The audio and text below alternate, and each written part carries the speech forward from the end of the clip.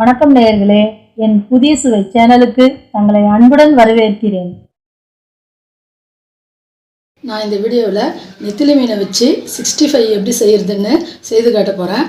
அதுக்கு முன்னாடி நம்ம சேனலை சப்ஸ்கிரைப் பண்ணாமல் இருந்தீங்கன்னா சப்ஸ்கிரைப் பண்ணி பக்கத்தில் இருக்க பெல் ஐக்கானையை கிளிக் பண்ணிவிடுங்க. வாங்க நெத்திலி மீன் 65 எப்படி செய்கிறதுன்னு பார்க்கலாம். 1/2 கிலோ நெத்திலி மீனை நான் உள்ளே இருக்கிற முள்ளை எடுத்துட்டு நல்லா மஞ்சத்தூளும் உப்பும் போட்டு சுத்தம் பண்ணி வச்சுருக்கேன்.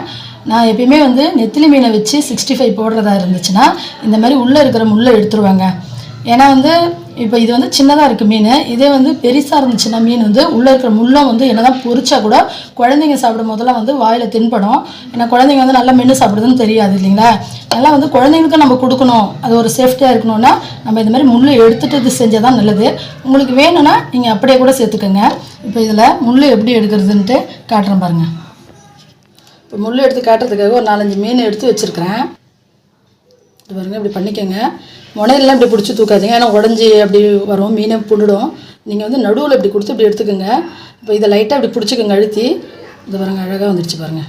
அவ்வளோதான். இப்போ நெத்திலியில் 65க்கு தேவையான மசாலாவை சேர்த்துருவோம். அரைச்ச இஞ்சி பூண்டு விழுது 1 ஸ்பூனு சேர்த்துப்போம்.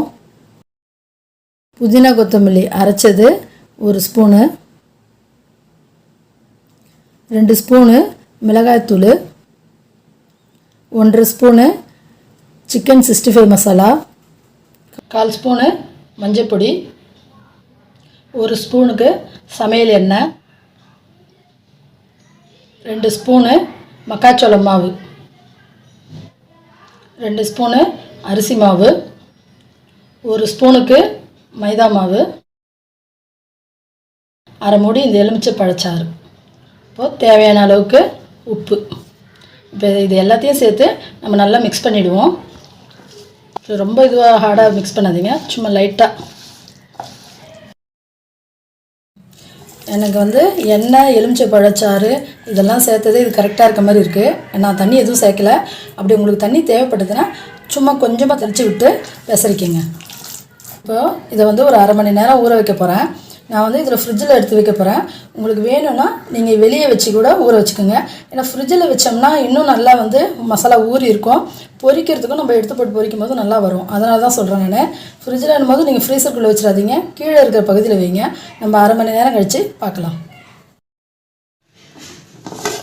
1/2 மணி நேரம் ஆயிடுச்சு. இப்போ இதை எண்ணெயில் போட்டு பொரிச்சு எடுத்துக்கலாம். வானல் இப்போ காஞ்சிடுச்சு.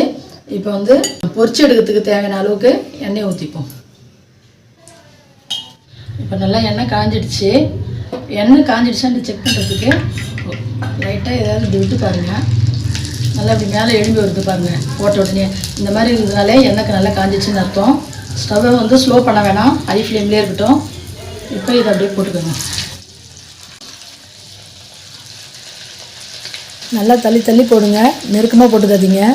ஏன்னா நல்லா வேகணும், அதுக்கு நம்ம கொஞ்சம் தள்ளி போட்டால் தான் நல்லாயிருக்கும்.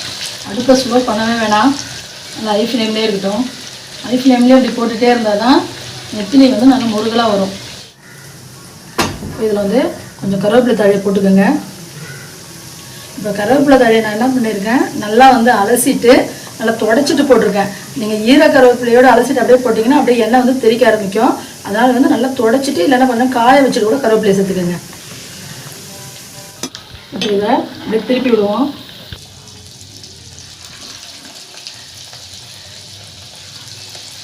நெத்திலி நல்லா வறுபடுறதுக்கு ஒரு 3 நிமிஷம் இருந்தால் போதும், அதிகம் தேவையில்லை. இப்போ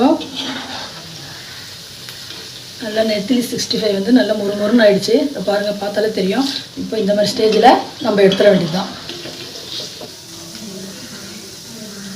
இந்த மாதிரி ஒரு டிஷ்யூ பேப்பர் வச்சு கூட வச்சுங்க. இன்னும் எண்ணெய் லைட்டாக இருந்தால் இதில் அப்சர்வ் ஆகிடும்.